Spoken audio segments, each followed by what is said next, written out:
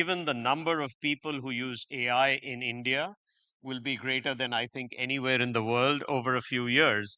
I think the leadership that India can play, not just in what these models mean, how do you think about data, how do you think about privacy and security and trust. But one area we're particularly passionate about, Sunil, is this area of content authenticity. We help produce the world's content. And so I think if we can make sure that, and the Honorable Prime Minister talked about that. In fact, in one of my meetings with him, his eyes really lit up when he said, I want every piece of information that's produced to have the provenance and the watermark so that people can actually know what is real and what's fake. But I just think it's just this incredible opportunity for India. We're, as a company, incredibly honored to participate with it. And I know I am really thrilled that the organizers allowed us this little opportunity to share how excited we are. But I will let you have the last word. No, Shantanu, thank you very much. I just want to, bring you in before we end today, and for our an audience here. Prime Minister also spoke about uh, making open standards, keeping AI open to the world for the benefit of democratizing, in sense, AI, as opposed to caging it and having it in the hands of a few. Talk about it. A lot of people have views on this. From countries like India and many other, all the European leaders who are assembled here today, there seems to be a very clear message: engage with each other, make open standards. AI should be available to all for the benefit of humanity.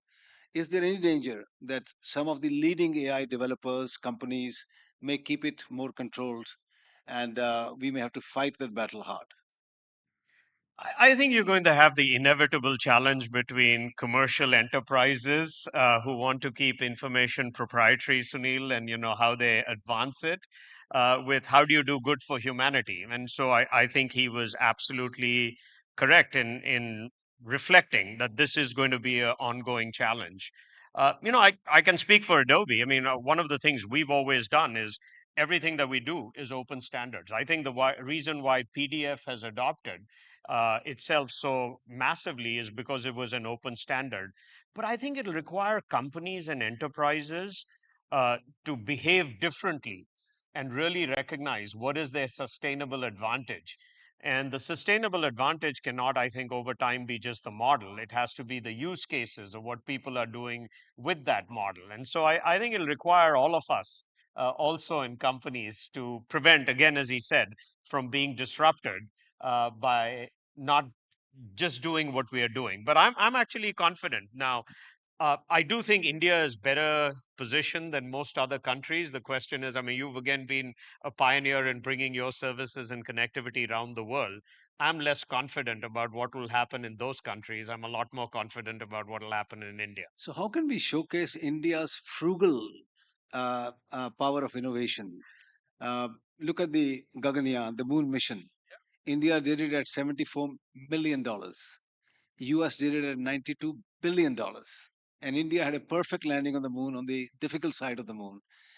How can we persuade US companies, large conglomerates, to use India not only for billions of people using their products, but how to learn from frugal innovation that we do here? That's our secret sauce, Sunil. I mean, in many ways, I see Raj and, so many other good friends here from India who've done well in the US. I think it's because we use Jugaad. And so, I think to some degree, that is the secret sauce that exists in India. And, that's how I think we've all been able to, succeed on the global stage. But So, on that note, yes, thank thank you. you very much.